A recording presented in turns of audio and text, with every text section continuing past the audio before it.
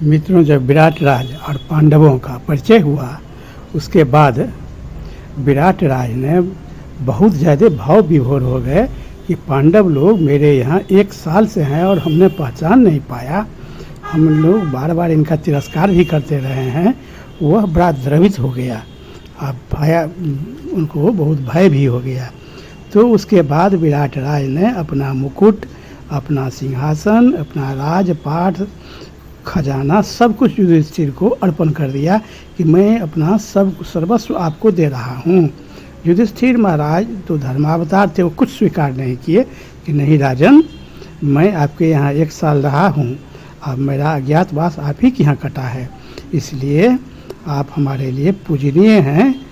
आपको हम बहुत श्रेष्ठ मानते हैं, इसलिए ये सब अपना आप रखिए, अब हमको जाने का आज्ञा दीजिए।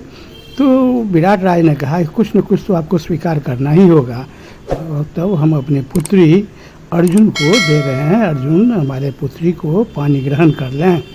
अर्जुन ने कहा कि महाराज, मैं आपके पुत्री का गुरु हूँ और वह हमारी शिष्या है। आपके पुत्री को मैं हमेशा ही अपने पुत्री के भाव से ही देखा हूँ, तो आपकी पुत्री को मैं पुत्री मानता हूँ, इसलिए मैं तो स्वीकार नहीं कर सकता।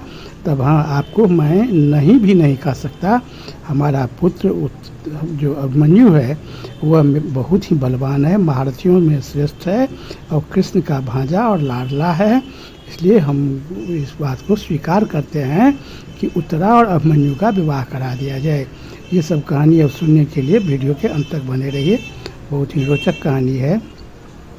अर्जुन की बात सुनकर विराट ने कहा, पांडव श्रेष्ठ, मैं स्वयं तुम्हें अपनी कन्या दे रहा हूँ, फिर तुम उसे अपनी पत्नी के रूप में क्यों नहीं स्वीकार करते? अर्जुन ने कहा, राजन, मैं बहुत काल तक आप के रनिवास में रहा हूँ और आपकी कन्या को एकांत में तथा सबके सामने पुत्री भाव से ही देखता आया हूँ। उसने भी मुझ पर पिता की भांति ही विश्वास किया है।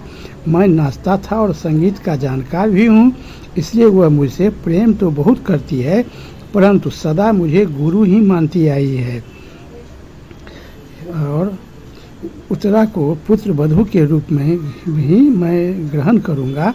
मेरा पुत्र भी देव कुमार के समान है, वह भगवान श्री कृष्ण का भांजा है। वे उस पर बहुत प्रेम रखते हैं। उनका नाम है अभिमन्यु। वह सब प्रकार की अस्त्र विद्याओं में निपुण है और तुम्हारी कन्या का पति होने के सर्वथा योग्य है। तुम्हें धर्म का इतना विचार होना उचित ही है। तो विराट राज ने कहा कि तुम्हें धर्म का इतना विचार होना उचित है। तुम सदा धर्म में तत्पर रहने वाले और ज्ञानी हो। अब इसके बाद का जो कुछ कर्तव्य हो उसे पूर्ण करो। अब अर्जुन मेरा संबंधी हो रहा है, तो मेरी कौन सी कामना अपूर्ण रह गई? राजा युधिष्ठिर ने भी इस दोनों की बातों का अनुमोदन किया। फिर विराट और युधिष्ठिर ने अपने अपने मित्रों के यहाँ तथा भगवान श्री कृष्ण के पास दूत भेजा। अब 13वां वर्ष बीत चुका था, इसलिए पांडव विराट के उपलब्ध नामक स्थान में जाकर रहने लगे। अब मन्यु, श्री कृष्ण तथा अन्य सभी को बुलाया गया। काशीराज और सैव्य ये सब एक एक अक्षौणी सेना लेकर युधिष्ठिर के यहाँ प्रसन्नतापूर्वक पधारे। राजा द्रुपद भी एक अक्षौणी सेना के साथ आए। उनके साथ शिखंडी और धृष्टद्युम्न भी थे। बहुत से नरेश अक्षौणी सेना के साथ वहाँ पधारे। राजा विराट ने यथोचित सत्कार किया और सबको उत्तम स्थानों पर ठहराया। भगवान श्री कृष्ण, बलदेव, कृतवर्मा, सात्यकी, अक्रूर और सांब आदि क्षत्रिय अभिमन्यु और सुभद्रा को साथ लेकर आए।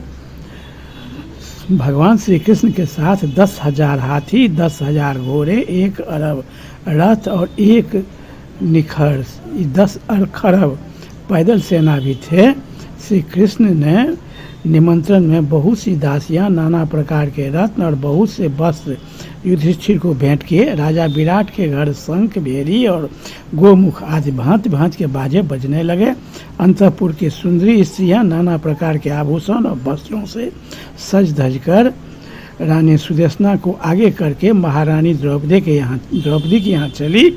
वे राजकुमारी उत्तरा का सुंदर श्रृंगार करके उसे सब ओर से घेरे हुए चल रही थी। द्रौपदी के पास पहुंचकर उसके रूप, संपत्ति और शोभा के सामने सब फीकी पड़ गई। अर्जुन ने सुभद्रा नंदन अभिमन्यु के लिए सुंदरी विराट कुमारी को स्वीकार किया। राजा युधिष्ठिर उत्तरा को पुत्रवधि के रूप में अंगीकार किया। भगवान श्री कृष्ण के सामने अभिमन्यु और उत्तरा का विवाह हुआ। विवाह काल में विराट ने अग्नि में विधिवत हवन करके ब्राह्मणों को सत्कार किया। दहेज में वर पक्ष को वायु के समान वेगशाली 7,000 घोड़े, 200 हाथी तथा बहुत सा धन दिया। साथ ही राजपाट, सेना और खजाना सहित अपने को भी सेवा में समर्पण कर दिया।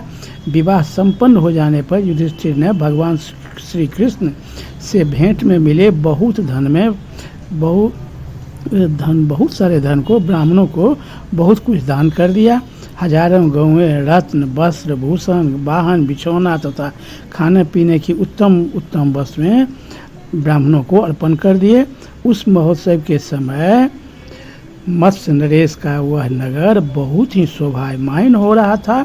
इस प्रकार उत्तरा और अभिमन्यु का बड़ा विधिवत सबों के समीप विवाह हुआ और दोनों ओर से बहुत दान पुण्य किए गए। बहुत बहुत धन्यवाद मित्रों। अब इस तरह की आगे की कहानी सुनने के लिए हमारे चैनल के साथ आप बने रहें। तब तक जय श्री कृष्ण।